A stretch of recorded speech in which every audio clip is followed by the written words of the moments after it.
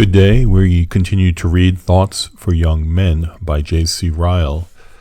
And we've been looking at reasons for exhorting young men. And now we have reason number 5.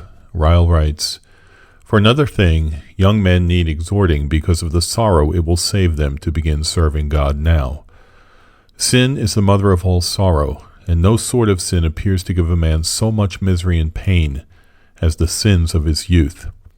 The foolish acts he did, the time he wasted, the mistakes he made, the bad company he kept, the harm he did himself, both body and soul, the chances of happiness he threw away, the opportunities for usefulness he neglected. All these are things that often embitter the conscience of an old man, throw a gloom on his evening of his days, and fill the latter hours of his life with self-reproach and shame. Some men could tell you of the untimely loss of health brought on by youthful sins. Disease racks their limbs with pain, and life is almost a weariness. Their muscular strength is so wasted that a grasshopper seems a burden. Their eye has become prematurely dim, and their natural force abated. The sun of their health has gone down while it is yet day, and they mourn to see their flesh and body consumed. Believe me, this is a bitter cup to drink. Others could give you sad accounts of the consequences of idleness. They threw away the golden opportunity for learning. They would not get wisdom at the time when their minds were most able to receive it, and their memories most ready to retain it. And now it is too late. They no longer have the leisure time to sit down and learn. They no longer have the same power, even if they had the leisure. Lost time can never be redeemed. This too is a bitter cup to drink. Others could tell you of the grievous mistakes in judgment from which they suffer all their lives long. They would have their own way. They would not take advice. They form some alliance which has been altogether destructive to their happiness. They chose a profession for which they were entirely unsuited, and they see it all now. But tragically, their eyes are only opened when the mistake cannot be retrieved. Oh, this is also a bitter cup to drink. Young man, I wish you knew the comfort of a conscience not burdened with a long list of youthful sins. These are the wounds that pierce the spirit.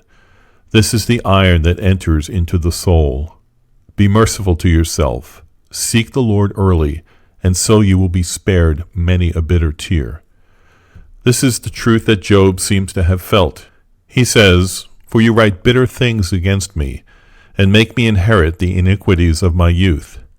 So also his friend Zophar, speaking of the wicked, says, "His bones are full of the sins of his youth, which shall lie down with him in the dust."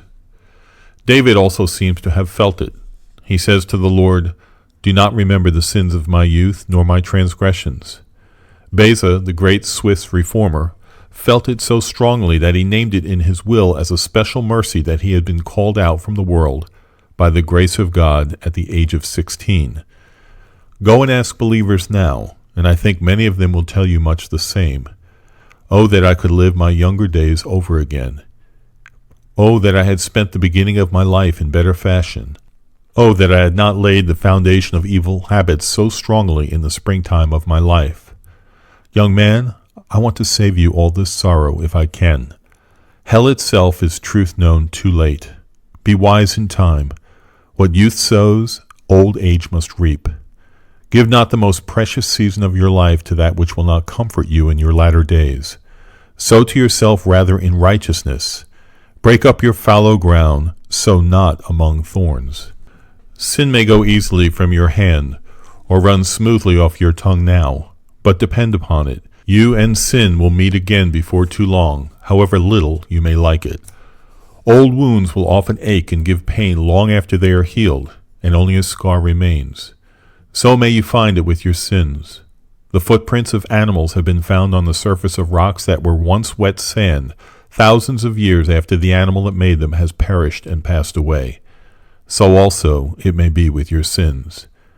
Experience, says the proverb, keeps a dear school, but fools will learn in no other. I want you to escape the misery of learning in that school. I want you to avoid the wretchedness that youthful sins are sure to produce.